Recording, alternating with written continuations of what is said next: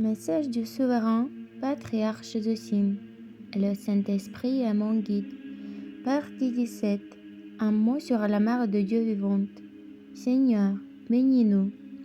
Aujourd'hui, à la veille de la fête de l'Assomption de la Vierge Marie, je voudrais expliquer autant que possible sur la grandeur de la Reine du Ciel.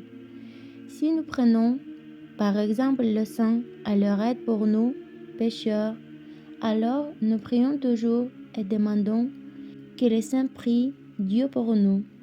Mais en ce qui concerne la Sainte Vierge, dans le service des orthodoxes, nous disons « Bienheureuse Vierge, sauve-nous ». Et ce n'est pas sans raison, car Dieu lui-même a accordé à la Mère de Dieu le grand pouvoir de participer au mystère du salut du genre humain.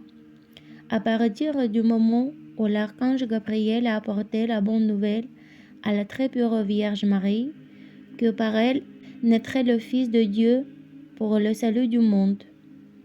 Et jusqu'à ce jour, et jusqu'à la fin de temps, comme Dieu le désire, la merveilleuse Mère de Dieu, au-dessus de tout, servira toujours à la Sainte Trinité. Par exemple, lorsqu'un saint nous aide, c'est comme si son aide, dans sa prière, nous parvenait. Et lorsque la très pure Mère de Dieu nous rend visite, elle révèle en elle l'espérance du salut. Une telle chose n'existe qu'en Dieu lui-même. Je ne compare pas à la Mère de Dieu, à Dieu, mais je dis que c'est de Dieu qu'il faut donner la grande puissance de la merveilleuse Mère de Dieu.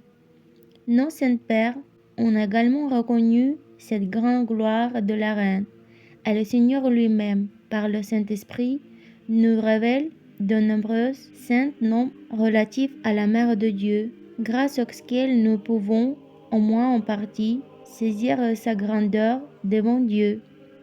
Je ne peux pas tous les énumérer, tant la Reine portait de noms aussi merveilleux. Pour votre compréhension, je n'en évoquais que quelques-uns et seulement ceux professés par l'Église orthodoxe. Mais avant tout, je tiens à vous dire que j'ai souvent le désir ardent de faire connaître au monde entier la beauté spirituelle de la Reine du Ciel. Mais j'ai toujours rencontré des obstacles et des difficultés à m'exprimer sur ce sujet. J'ai compris qu'il n'est pas donné à un pécheur de parler de la très pure Mère de Dieu. C'est pourquoi, même maintenant, je reconnais mon indignité. Mais pour vous, la Dame merveilleuse m'a permis de prononcer ce sermon. C'est pourquoi, mes chers, je remercie Dieu de ce que pour vous et pour moi, le Seigneur m'a accordé l'occasion de parler de la Mère de Dieu, car c'est pour moi une joie indicible. L'âme désire toujours parler de celui qu'elle aime. C'était donc un tourment pour mon cœur de constater l'interdiction de parler de celui que j'aime. En approfondissant les saints noms qui se réfèrent à la Mère de Dieu, vous commencerez au moins à comprendre le grand bonheur et l'espoir vivant que la Reine m'a donné lorsqu'elle m'est apparue pour me consoler dans les prisons, les monastères et en voyage. Alors, commençons. La Mère de Dieu est la fille de Dieu le Père, la belle épousée du Saint-Esprit, la mère admirable du Fils de Dieu, et pour tous ceux qui participent au sang et au corps du Christ, au-delà de toute hérésie, elle est la mère de tous les chrétiens orthodoxes, en esprit et en vérité. Car la nature humaine qui était en Christ, à laquelle nous sommes spirituellement acceptés, a été empruntée par Dieu lui-même de la Mère de Dieu, afin qu'elle soit notre vraie mère, mais seulement à ceux qui sont au-delà de l'hérésie. Dans l'orthodoxie, la Mère de Dieu est appelée la Grande Sainteté. Elle est plus grande que nos autels. Elle est le mur incassable, l'espérance sans honte, la Reine du ciel et de la terre, la plus honorable et la plus glorieuse, incomparable de toutes les puissances célestes, intercédant toujours pour nous auprès du Christ Dieu. Elle est notre sauveur, car elle fait toujours ce que Dieu désire. C'est le mur de la joie surnaturelle, la grâce du ciel. Souvenez-vous, mes chers, de toutes les belles icônes pan de l'Église pour la Mère de Dieu, portant de si beaux noms. Les saints ont constamment cherché à nous transmettre par tout cela la divine majesté de la Mère de Dieu. Elle est la mère de l'humilité, la toute pure, plus honorable que les chérubins et incomparablement plus glorieuse que les séraphins. Le Seigneur a placé notre reine si haut, et la Mère de Dieu possède en elle toute cette beauté ineffable.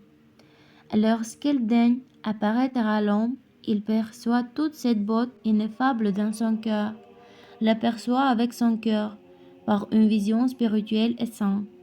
Et malgré tous mes efforts, je ne parviens toujours pas à exprimer la beauté de la Mère de Dieu. Elle est véritablement la reine vivante, emplie d'amour divin et de compassion pour les autres. J'ai constaté, par la connaissance spirituelle, que même lorsqu'une personne endure, à juste titre, chagrin et maladie, souffre et pleure, la reine du ciel pleure avec elle. Il en faut de même pour moi, pécheur, chers amis, car je méritais d'endurer les tourments de l'enfer. La Mère de Dieu pleurait avec moi, et lorsque les démons voulaient m'infliger plus de souffrances que je ne pouvais en supporter, par exemple, alors que mon cœur était en proie à des tourments infernaux, les autorités juives venaient me trouver et promettaient de m'infliger douleur et souffrance, car les démons savaient combien je m'inquiétais profondément pour les gens. Dans ces moments, la reine du ciel est apparue instantanément et m'a dit de ne pas m'inquiéter et a dit « Je vais aller moi-même à la maison et gérer tout ». Dans ces moments, l'âme croit en la mère vivante de Dieu.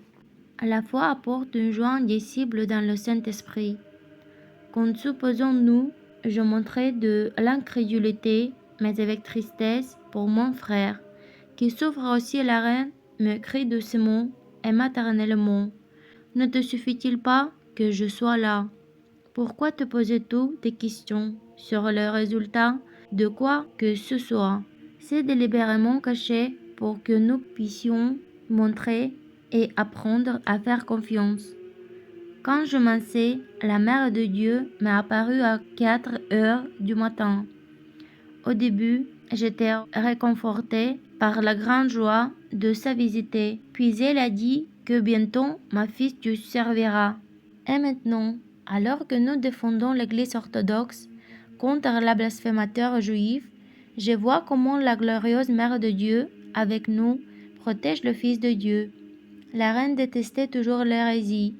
Le plus important est l'hérésie juive, contre laquelle tous les saints, la reine du ciel, se battent, ou plutôt ne se battent pas encore, mais réveillent les gens et regardez comment les gens y réagissent, afin que lorsque le moment viendra, toute la cour fasse sortir et sépare le bien du mal, les fidèles des incroyants.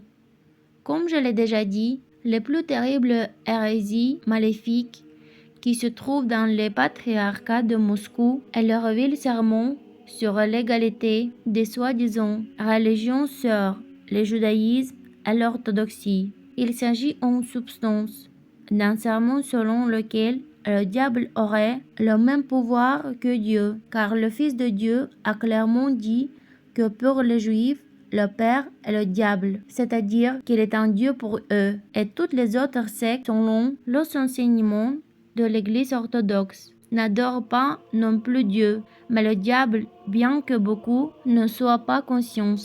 Ici, cela vient du fait que la rêve de longue date du diable, être égal à Dieu, est maintenant réalisé par les autorités de la Fédération de Russie à travers les Juifs Poutine et à travers les traîtres des hommes d'Église du patriarcat de Moscou. De cette façon, ils ont conduit le peuple, tous les troupeaux, à la trahison du Christ, bien que beaucoup ne le sachent même pas. Et quand nous travaillons dans l'Empire tsariste sur ce sujet, pour révéler la vérité aux gens, je peux être en prison pour cela, mais je suis plus heureux que vous tous.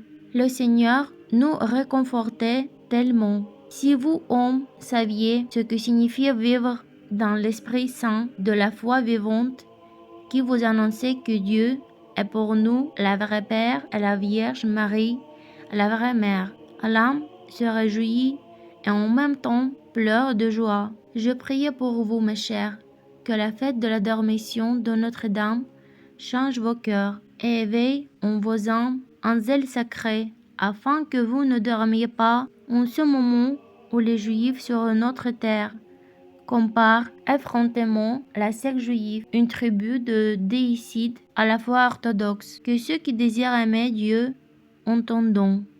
Je crois que la Mère de Dieu connaît les siens, car elle m'a dit que tous ceux qui l'aiment se ressembleront avec nous pour le dernier sermon du Saint Évangile. Ainsi soit-il. Amen. Gloire au Christ notre Dieu, toujours, maintenant et toujours, et dans les siècles des siècles. Amen. Souverain Zosime.